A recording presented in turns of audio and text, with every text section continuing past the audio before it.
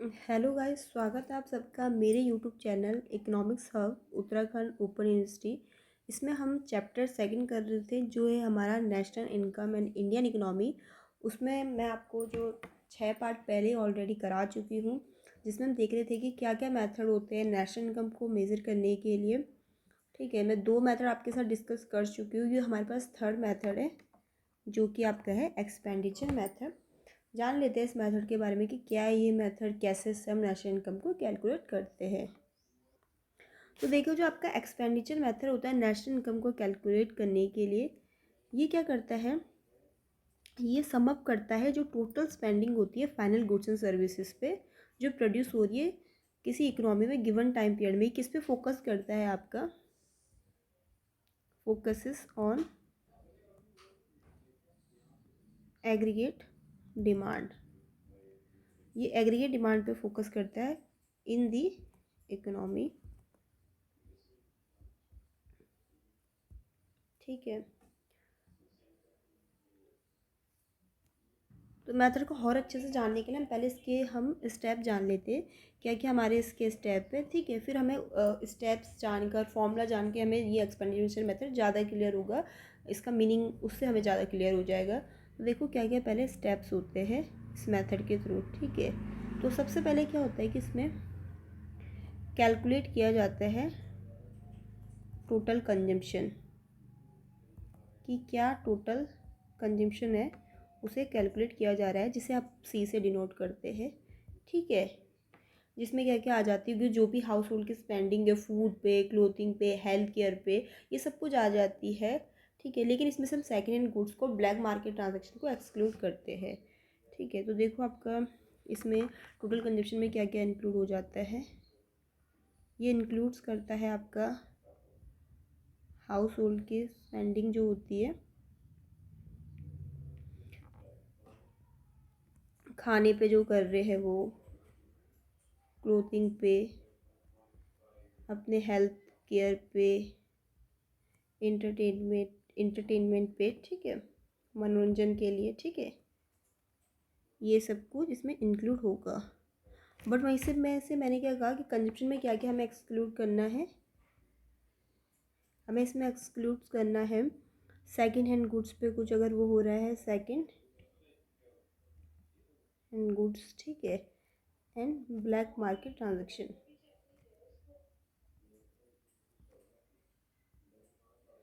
तो ऐसे में हमें क्या मिल जाएगा, हमारा कंजप्शन कैलकुलेट कर लेंगे हम, टोटल कंजप्शन कितना हुआ है। ठीक है, सेकंड इसमें क्या है, टोटल इन्वेस्टमेंट को कैलकुलेट किया जाता है। किसको कैलकुलेट किया जाता है, टोटल इन्वेस्टमेंट को। ठीक है, तो इसमें क्या होता है कि जो बिजनेस अपना किस चीज़ पे खर्च कर रहे हैं, बिजनेस जो इंक्लूड्स, जो भी देखो आपके बिजनेस की किस पे खर्चा है, बिजनेस स्पेंडिंग ऑन, जो भी अगर वो नई मशीनरी ला रहे हैं कोई, बिल्डिंग्स वगैरह पे और इंफ्रास्ट्रक्चर पे। ठीक है, ये उन्होंने मतलब इसमें जो आपका टोटल इन्वेस्टमेंट और के जैसे इन्वेंट्री भी, इन्वेंट्री एक्यूमुलेट करके रखते हैं ना बिजनेसेस, कि भी उनको कब इन्वेंट्री की ज़रूरत पड़ जाए, मतलब गुड्स वगैरह बनाने के लिए, तो जो उस पर खर्चा करेगा वो भी इनका टोटल इन्वेस्टमेंट पे आएगा। ठीक है, includes inventory accumulation.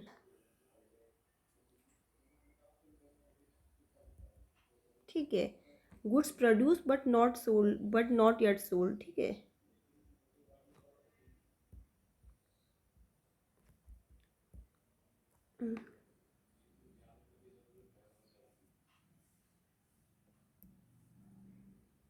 Good produce but not yet sold. ठीक है, वो सब कुछ आ जाएगा। फिर तीसरा जो हम होगा, हम कैलकुलेट करेंगे गवर्नमेंट का एक्सपेंडिचर। कैलकुलेट करेंगे हम गवर्नमेंट एक्सपेंडिचर,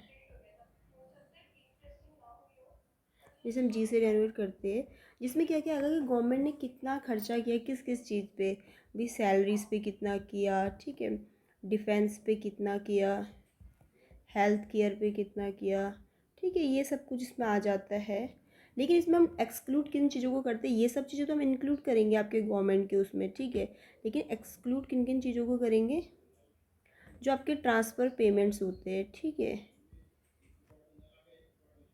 कौन कौन सी हो जाती है, देखो आपके ट्रांसफ़र पेमेंट्स, आपके पेंशन आ गया, ठीक है, पेंशन आ गया, स्कॉलरशिप, सब्सिडीज़, ये सब कुछ।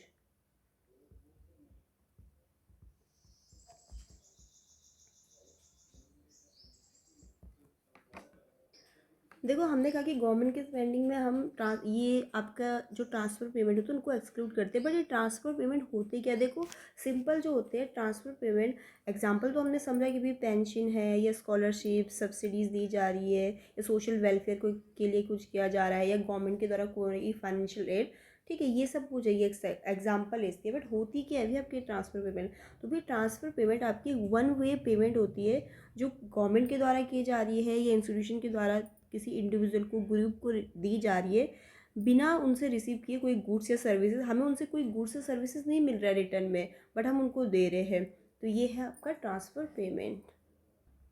आ जाओ वापस अपने टॉपिक पे ही आ जाइए, ठीक है, फोर्थ आपका है, हम इसमें कैलकुलेट करेंगे नेट एक्सपोर्ट, कैलकुलेट करते हैं हम नेट एक्सपोर्ट, ठीक है, इसको हम डिनोट करते हैं एक्स माइनस एम से, जहाँ पर एक्स आपका एक्सपोर्ट और एम क्या है इम्पोर्ट है, ठीक है, तो एक्सपोर्ट्स में क्या आ जाता है भाई, जो भी गुड्स एंड सर्विसेज हमारी कंट्री फॉरेन कंट्रीज़ को सोल्ड कर रही है, इम्पोर्ट में क्या आ जाता है जिसे मैंने एम से रिमोट करेगा, या गुड्स एंड सर्विसेज हम फॉरेन कंट्रीज से खरीद रहे हैं, तो नेट निकालने के लिए हम क्या करेंगे, एक्सपोर्ट में से इम्पोर्ट माइनस कर देंगे तो हमारा नेट एक्सपोर्ट आ जाएगा, ठीक है, तो जब हम इतना कुछ कर लेते हैं तो जो हमारी फाइनल कैलकुलेशन होती है उसमें अब हमारे को जीडीपी मार्केट प्राइस पे निकालना है, तो हम क्या करेंगे, जो हमारी कंजप्शन थी वो हो गया, उसमें हम इन्वेस्टमेंट ऐड करेंगे, जो गवर्नमेंट का स्पेंडिंग है वो ऐड करेंगे, और फिर नेट एक्सपोर्ट भी उसमें ऐड कर देंगे, तो इससे हमारे को जीडीपी एट मार्केट प्राइस मिल जाएगा, ठीक है। अब हमें क्या निकालना है फाइनली, नेशनल इनकम, अपनी नेशनल इनकम को कैलकुलेट करना है, ठीक है, जिसको हम कहते हैं एनएनपी एट फैक्टर कॉस्ट, ठीक है, तो इसके लिए क्या करना है हमें, जो हमारा ये यहाँ पर समझ लेते हैं, जो हमारे पास अभी जीडीपी एट मार्केट प्राइस है, ठीक है, इसमें से अगर हम डेप्रिशिएशन सब्ट्रैक्ट कर देंगे तो उससे हमें क्या मिल जाएगा, उससे हमें मिल जाएगा एनडीपी एट मार्केट प्राइस, ठीक है।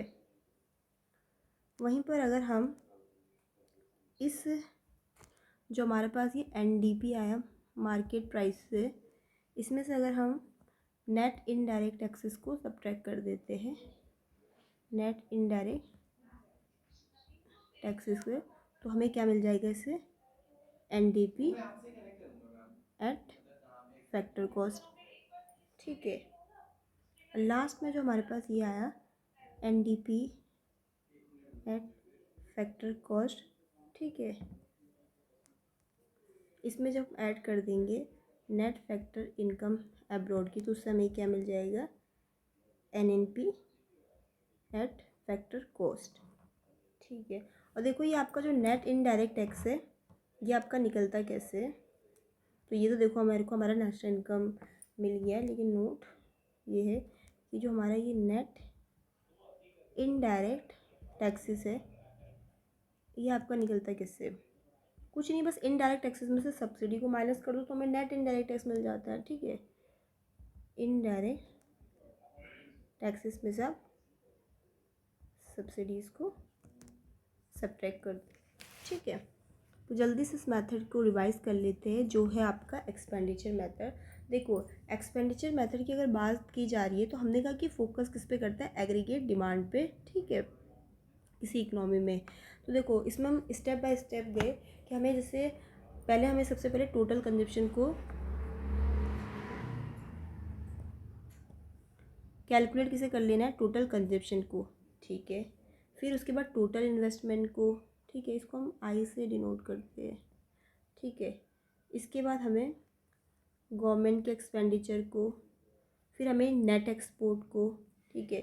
फिर हमें को जीडीपी एट मार्केट प्राइस के लिए क्या करना है, हमारा सी जो कि टोटल कंजप्शन है, आई जो टोटल इन्वेस्टमेंट है, उसमें जो गवर्नमेंट की स्पेंडिंग है उसको ऐड करना है, उसमें फिर जो आपका नेट एक्सपोर्ट है, तो उससे जीडीपी एट मार्केट प्राइस मिल जाएगा।